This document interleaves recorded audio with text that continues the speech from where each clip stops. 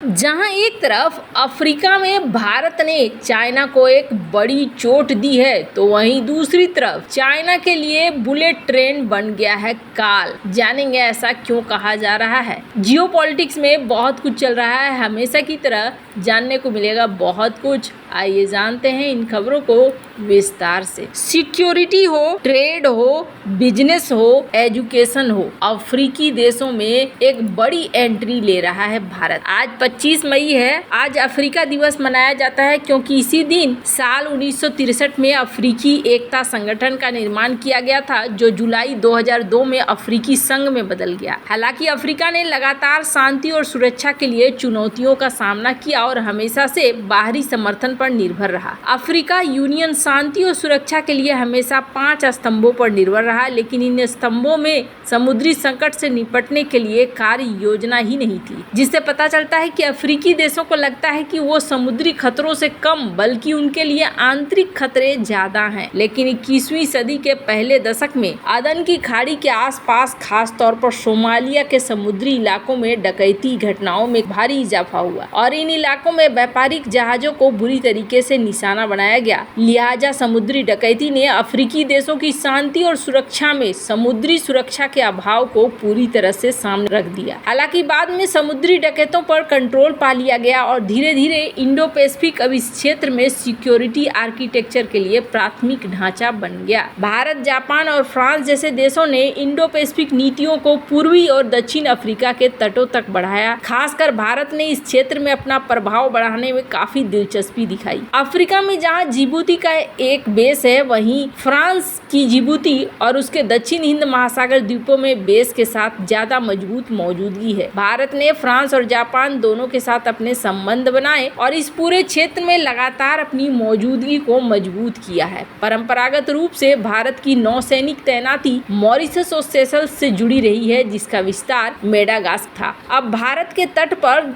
स्थित देशों के साथ अधिक मजबूत संबंध है। भारतीय जहाज अक्सर सद्भावना मिशन पर उनके बंदरगाहों का दौरा करते हैं। कोविड के दौरान भारतीय जहाजों ने लाल सागर तक तटीय देशों को भोजन और चिकित्सा सहायता प्रदान की। भारत की नौसैनिक उपस्थिति और मानवीय सहायता और आपदा राहत पर जोर इस क्षेत्र में अमूल्य है। लिहाजा भारत ने अपने इंडो पैसिफिक प्रोग्राम में अफ्रीका को काफी प्राथमिकता दी और अफ्रीकी देशों के साथ क्षेत्रीय और द्विपक्षीय संबंध को मजबूत करने पर जोर दिया है। प्रधानमंत्री नरेंद्र मोदी ने साल 2018 में जब युगांडा की संसद में भाषण दिया था, तो उन्होंने भारत और अफ्रीकी देशों के बीच के संबंध को और मजबूत करने का वादा किया था। भारत के पूर्व राजदूत गुरजीत सिंह, जो जर्मनी, इंडोनेशिया, यूथोपिया, आसियान और अफ्रीकी यूनियन चेयर के राजदूत रह चुके हैं, उन्होंने कहा है कि इंडो पैसिफिक में भारत के बढ़ते महत्व को देखते हुए हमारी अफ्रीका नीति ने सब कुछ बदलना शुरू कर दिया है। हालांकि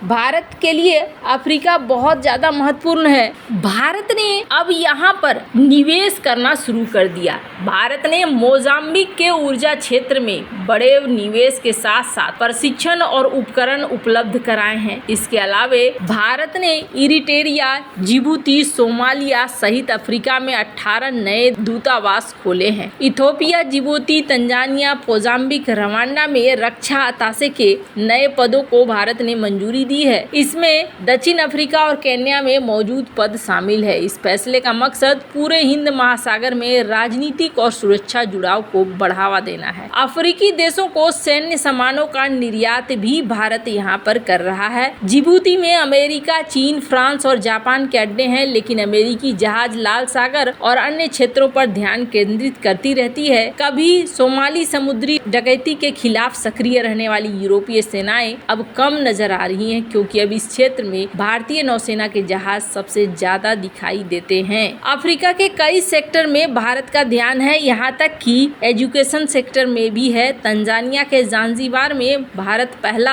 IIT खोल रहा है। इसके अलावे युगांडा में भी एक फोरेंसिक विज्ञान विश्वविद्यालय खोला जा रहा है। अफ्रीका में धीरे धीरे भारत की पहुंच बढ़ती जा रही है। जहां एक तरफ ये सब कुछ हो रहा है, वहीं दूसरी तरफ चाइना को क्या उसका ही बुलेट ट्रेन भारी पड़ रहा है और कर्ज का पहाड़ बढ़ता जा रहा है। जानेंगे, चीन में दुनिया के सबसे तेज स्पीड वाली ट्रेन चलती है। चीन अपने हाई स्पीड रेल नेटवर्क का आक्रामक तरीके से विस्तार कर रहा है, जिस कारण उसे कई तरह की मुश्किलों का सामना भी करना पड़ रहा है। ऐसा इसलिए क्योंकि ऐसे स्टेशनों की संख्या लगातार बढ़ती जा रही है जहां एक भी यात्री नहीं चढ़ता है और इससे चीन को वित्तीय घाटे का सामना करना पड़ रहा है। चाइना बिजनेस जर्नल ने अपनी एक हालिया रिपोर्ट में कहा कि देश भर में कम से कम 26 हाई स्पीड रेल स्टेशन दूर होने के कारण आसपास कम सुविधाएं और कम यात्रियों के कारण निष्क्रिय है। रिपोर्ट में कहा गया कि कई शहरों ने हाई स्पीड रेल बुनियादी ढांचे में भारी निवेश किया है, लेकिन फिर भी कई स्टेशन या तो बंद हो गए हैं या फिर चालू नहीं हुए। Henan Zhengzhou high speed railway station को उदाहरण के तौर पर देखा जा सकता है, जिसका निर्माण 2010 के दशक में 56.1 लाख अमेरिकी डॉलर से ज्यादा की लागत से किया गया था, लेकिन 7 वर्षों से ज्यादा समय के बाद भी आज भी इसका इस्तेमाल नहीं किया गया। स्थानीय अधिकारियों का कहना है कि यहाँ से हर रोज 100 से भी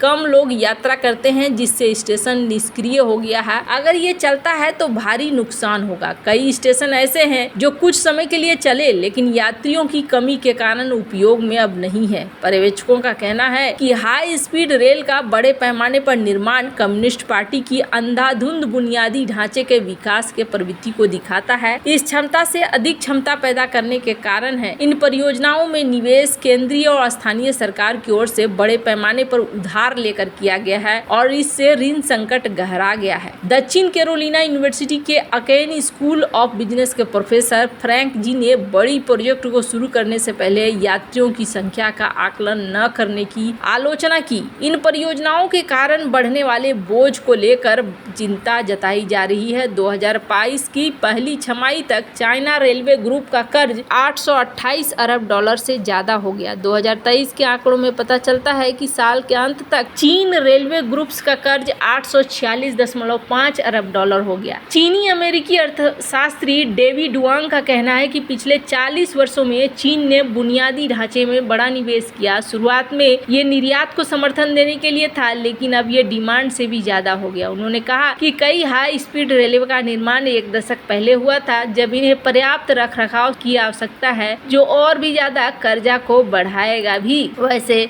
भारत भी बुलेट ट्रेन पर काम कर रहा है। Mumbai Ahmedabad bullet train project के लिए काम भी शुरू हो चुका है और माना जा रहा है कि जल्दी ये तैयार होगा। पर भारत को भी यहाँ संभल कर रहना होगा कि क्या कहीं ऐसी स्थिति पैदा न हो जाए जैसे कि चाइना में हुई है। पर फिलहाल के लिए अगर बात करें तो अभी तो ये मात्र पहली बुलेट ट्रेन है। भारत में ऐसा कुछ तुरंत से होने वाला नहीं है और भारत पहले भी सब कुछ सोच समझ कर ही कर रहा है। पर चाइना के लिए मुसीबत ये है कि अब ये एक नया समस्या आकर खड़ा हो गया है चाइना के कर्जे में। वैसे चाइना ने इस घाटे को पाटने के लिए अब और भी कुछ करना शुरू कर दिया है, जैसे कि कहा जा रहा है कि प्राइस को बढ़ाया जा रहा है ताकि इस घाटे को पूरा किया जा सके। वैसे आपको क्या लगता है इन सब मामले में, आपकी क्या राय है, कमेंट कर जरूर बताएं। जल्द मिलते हैं अगले वीडियो में नई खबर के साथ।